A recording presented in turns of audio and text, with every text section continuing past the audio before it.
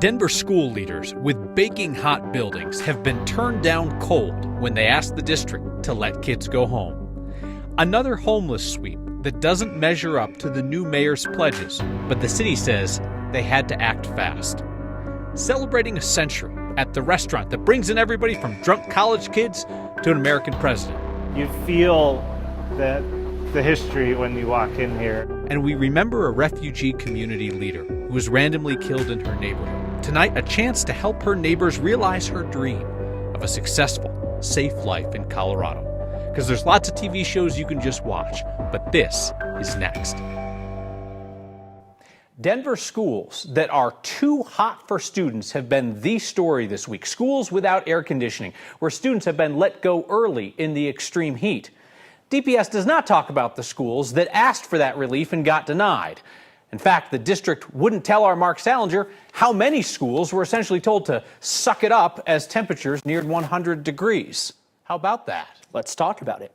We found out this afternoon that the Denver Classroom Teachers Association says at least one school principal asked the district for permission to let school out early today, and that request was denied. The principal wrote in an email to her staff that the district denied a so-called heat day because only one temperature reading inside the school was above 85 degrees. That temperature would be comfortable on a beach.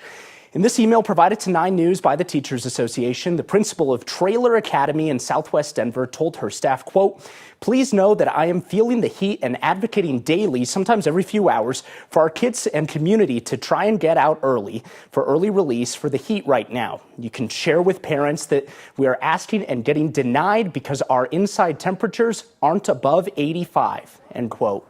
DPS got back to us this afternoon and said that, yes, it's true, only one classroom at Traylor was above 85 degrees, and that's why the district still made kids go to school. Important to note here, the entire school does not have air conditioning. Principal told her staff kids were going home sick. They were so hot.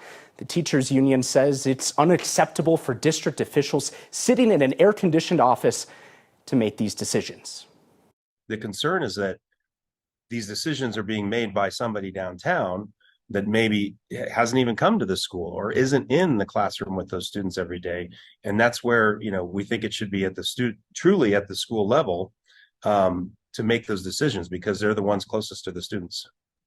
The principal at Traylor ended her email telling staff that they will refill the fridge with beverages and plan to hand out popsicles again for the rest of the week. Kyle, she told everybody to also dress comfortably. Dress comfortably. I was reading another part of that letter. I see kids going home sick and not coming to school, which you can understand if it's 85 degrees. Some kids are going to be fine with it. Some teachers are going to be fine with it. Sure. Some kids are not. If you wear a swimsuit. Some teachers are not going to be cool at 85 degrees. When you talk about 85 degrees and you think, well, that's a temperature that you could be sunbathing with. Yeah. That's not a temperature that is, by most means, comfortable to sit in a classroom and learn, especially if you're a little kid at first grade or whatever. Well, again, as the teachers union brings up, the real question here is how much discretion is given to building leaders to say, I know the building, I know the people in it, we can't function, versus how much is made at central office. Hey, while you're here, so you've been covering this issue of how DPS handles hot classrooms all week. A ton of people wrote in, basically same exact questions about the school calendar. All right, this is John from Lakewood. I went to elementary school in an unair-conditioned Jeffco classroom. Back then, we started the school year after Labor Day. I know the climate has changed and air conditioning would improve kids' lives while they're in school, but wouldn't it save DPS a lot of money by just moving the start date out of August? All right, so John from Lakewood, and pretty much half of everybody who watches this show last night had the exact same question. Why not just start school after Labor Day? Fair question. There's no law against that. Each district creates its own calendar. The only requirement is class has to be in session on October 1st for the annual student count. The other rule is students must be in class 160 days a year, at least 160 days. So Denver Public Schools left with a decision: start school in August or end school in June. DPS said they rolled the dice and started school in August to avoid the June heat. But they also told me today they intentionally pushed the start of school back as late into August as possible to avoid the heat. Kyle, it did not work out so well this year. Yeah, this is a particularly bad year for heat as opposed to what we've seen. But clearly they've had the issue in previous years as well. Mark, thank you for all your work today. City of Denver's clearing a homeless encampment where two shooting victims were living. Police have said they don't know whether anybody involved in this shooting Monday in North Capitol actually lived at the encampment or if folks just got caught up in somebody else's mess. But either way, everyone living there will be forced to move tomorrow morning. Advocates say the sweep at 17th and Logan was originally scheduled with only 24 hours notice and then got pushed back a day after they went public with concerns. The city is saying the people living there were given 2 days notice, as well as a referral to shelter resources. Mayor Mike Johnston was clear during the mayoral campaign that he was going to continue these sweeps. He prefers to call them decommissioning encampments. But Johnston said he would take a different approach than the previous mayor, that he would offer 7 days notice. He wouldn't be throwing people out at the crack of dawn, and that he'd provide alternative shelter options. The first two homeless sweeps of the Johnston administration have fallen short of those pledges. Earlier this month, the city swept another downtown encampment, saying it was rat-infested. People there were given 7 days notice, but the mayor's office admitted at the time that many of the residents had nowhere to go. Johnston said that the public safety concern outweighed the harm in displacing those folks. After years of delays, the man accused of killing 10 people at the King Soopers in Boulder is finally going to go on trial. The state says the suspect is now competent after years of treatment and evaluations. The suspect's been in custody since March 2021. Psychologists originally found him incompetent. Doctors said he couldn't understand the charges against him for what happened that day. Now, the state says the suspect doesn't have a mental or developmental disability that would keep him from understanding the case against him. Our legal analyst, Scott Robinson, says that doesn't mean that the suspect's attorneys can't bring up that defense.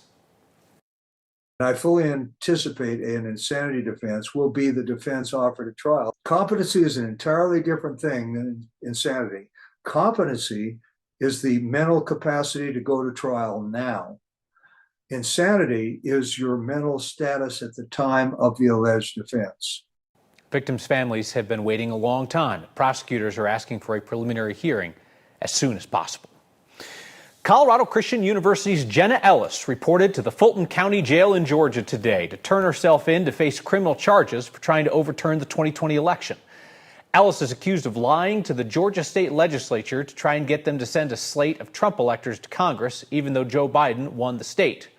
Ellis, smiling broadly in her mugshot, is a fellow at Colorado Christian University Centennial Institute. She went on something of a nationwide tour trying to get legislators to send in these fake slates.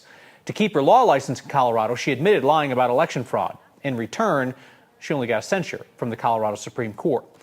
Ellis has a $100,000 bond in the case. Her legal defense fund, which was promoted by Colorado Christian University leadership and prominent election deniers, has already raised more than that. Former President Trump says he'll turn himself in tomorrow. He is skipping tonight's Republican presidential primary debate in Milwaukee. You will also not be seeing the Colorado Republican running for president on the debate stage. You did not know that there was a Colorado Republican running for president. Not many people do. His name is Steve Laffey. He likes running for stuff. He ran and won a race to be mayor of Cranston, Rhode Island back in 2003. Nowadays he lives in Fort Collins. He is strongly anti-Trump, says Trump destroyed the Republican Party. ABC News recently called Laffey the longest of long shots. He's raised less than $5,000 and he's yet to crack 0% in a national poll. But in fairness to Mr. Laffey, 0% is just 1% behind some people that you are going to see on tonight's debate stage. It has been more than a year now since Kang, a pillar in the refugee community on the Denver-Aurora line, was killed by a stray bullet there in her neighborhood.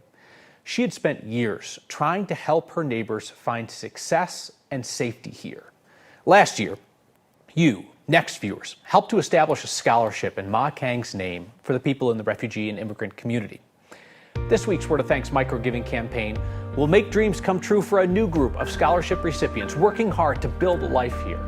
Last year, with your help, the Kang Scholarship was able to award 22 scholarships to refugees and immigrants who are pursuing higher education in Colorado.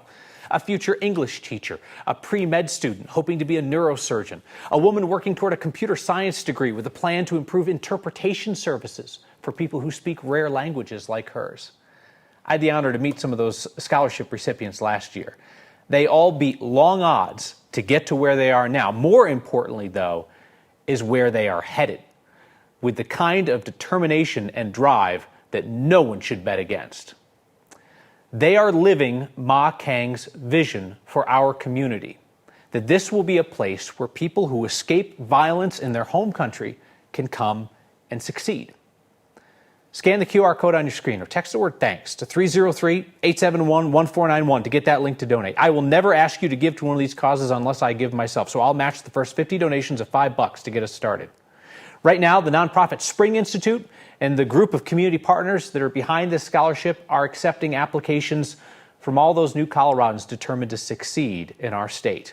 And they'll be able to award more scholarships to more people with our help. It was established in 1923, and we just had the good fortune of still being around when we rolled over to 100. That is not easy to do. An iconic place to eat celebrates a century of serving meals to all kinds of people passing through those doors. And another elected leader in Colorado comes out against the mega merger between King Soopers and Safeway. But it's not the one elected official everyone's watching. I'm telling you, no matter how dysfunctional your workplace is, it is probably not as bad as the Douglas County Board of Commissioners. The 3 commissioners, all of them Republicans, have had knives out for each other for years. Usually it's 2-on-1 against Commissioner Laura Thomas. And last night, she was formally censured by her fellow commissioners.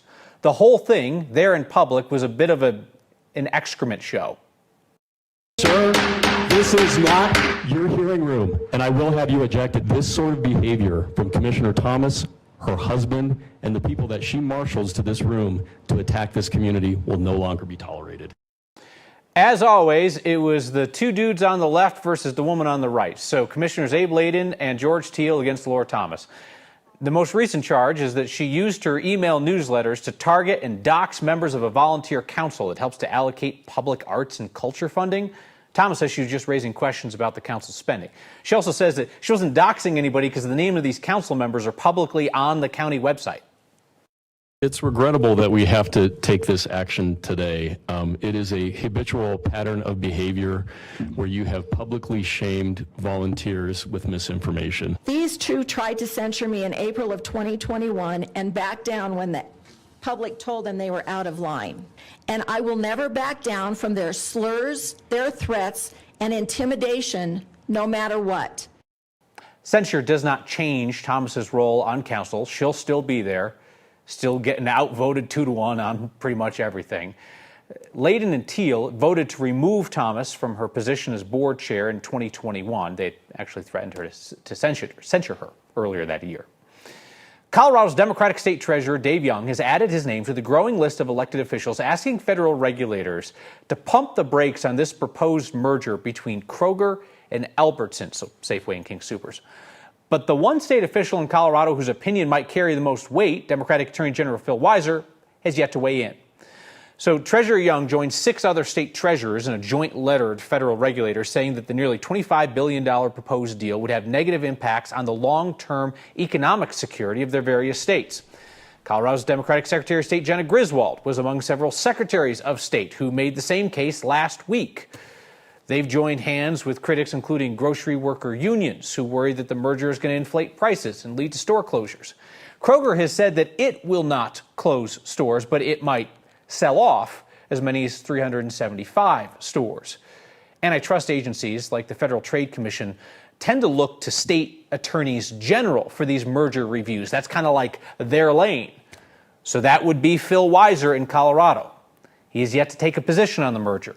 His office says he's still working on fact-finding and listening sessions to wrap up later this year.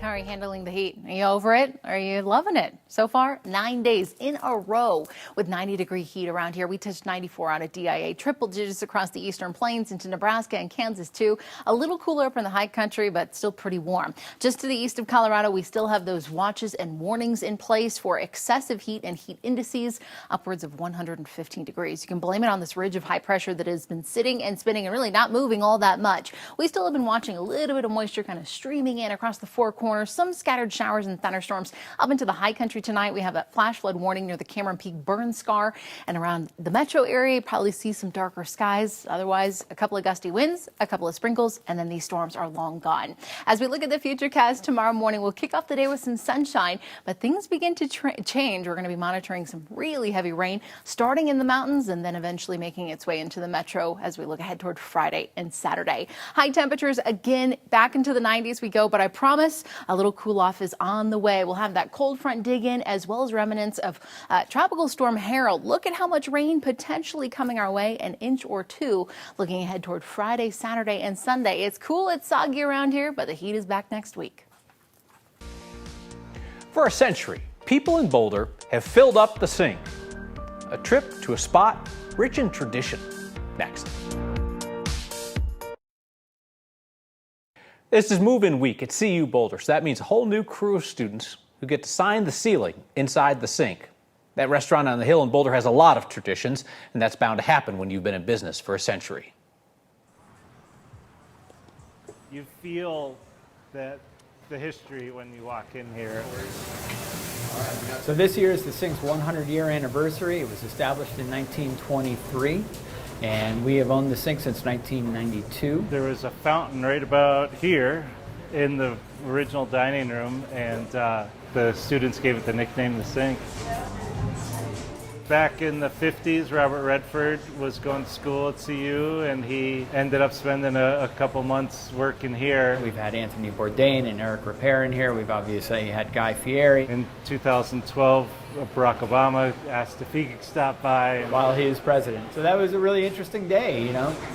One of the main traditions that goes on is signing the ceiling. And the only time we ever clean off the ceiling is if a pipe breaks upstairs in the apartment.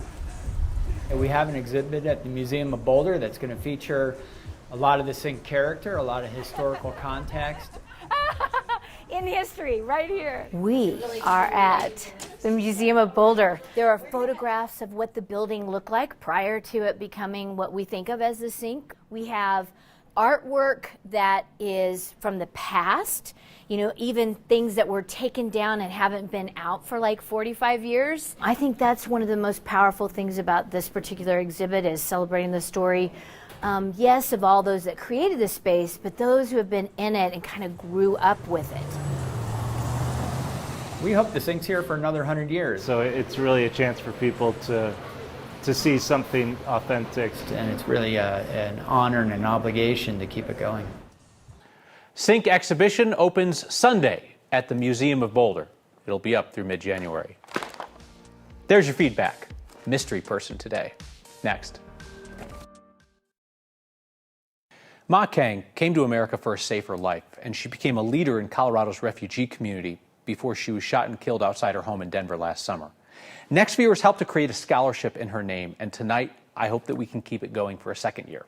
The Ma Kang Scholarship goes to people in the refugee and immigrant community who are pursuing higher education in Colorado. We're talking about highly driven, incredibly hardworking neighbors who are striving towards Ma Kang's dream of a life in America that makes a difference for our community. Scan the QR code on your screen or text the word THANKS to 303-871-1491, and you can join me in donating so they can award even more scholarships to people that I think are going to change Colorado for the better. Note came in from a DPS educator saying it was 90 degrees in my room today. Just saying. Kosher writes, I hope I said your name correctly. Kosher said, one thing I noticed was missing from the story on DPS's ignorant approach to hot classrooms. Those are not just uncomfortably warm, they're dangerously hot. I recently suffered heat stroke at work. Serious. It's been a real challenge trying to recover. See you next time.